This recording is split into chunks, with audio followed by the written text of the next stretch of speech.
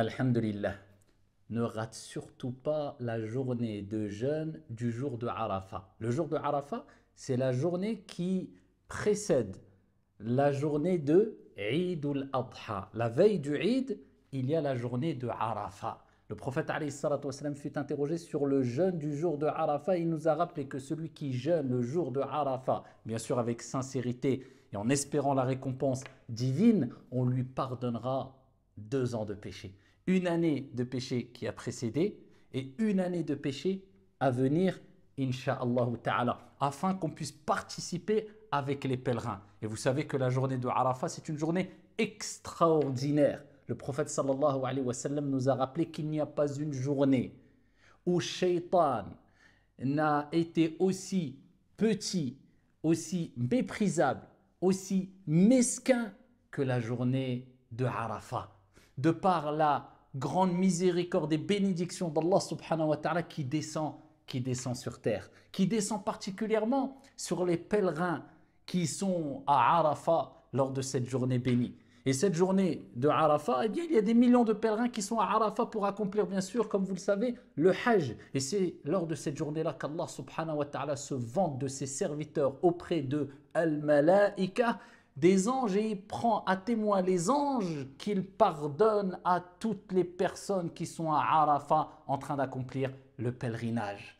Et Allah subhanahu wa ta'ala, de par sa grande miséricorde, sa grande compassion, sa grande richesse, eh bien, il nous fait participer à cette journée bénie. Et il nous rappelle, vous n'êtes pas au pèlerinage, vous avez quand même ce grand cadeau. Si vous jeûnez le jour de Arafat, vous avez 2 ans de péché enlevés.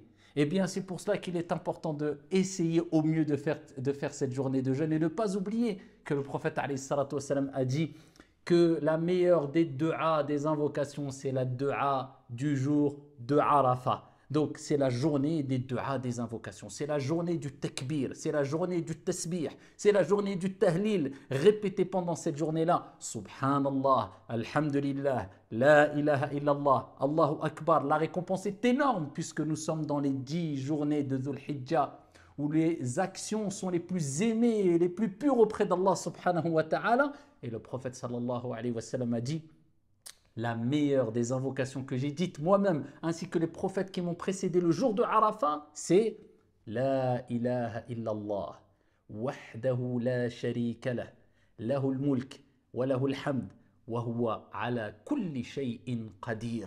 Alors que c'est une évocation, c'est un dhikr. Mais pourquoi le prophète l'appelait l'invocation? Puisque le dhikr, qui implique la volonté d'une invocation et de l'exaucement d'une invocation, est considéré comme une invocation, puisque à travers le dhikr, on espère qu'Allah nous pardonne les péchés et nous accorde de ses bienfaits. Donc quelque part, le dhikr, l'évocation, c'est une invocation quelque part. C'est pour cela que répétez au maximum ce dhikr-là que je viens de citer le jour de Arafat, et ne vous inquiétez pas, si vous faites devancer ce que Allah aime le plus, à savoir le dhikr, Allah vous accordera ce qui est le meilleur pour vous sans que vous n'ayez besoin de le demander à Allah subhanahu wa ta'ala. Et bien sûr, cela ne vous empêche pas d'augmenter les invocations pendant le jour de Arafat, mais particulièrement le dhikr que je vous ai cité, à savoir La ilaha illallah, wahdahu la sharika lah, lahul mulk, wa lahul hamd, wa huwa ala kulli shay'in qadir. Qu'Allah accepte votre jeûne, qu'Allah vous bénisse. Wassalamu alaikum.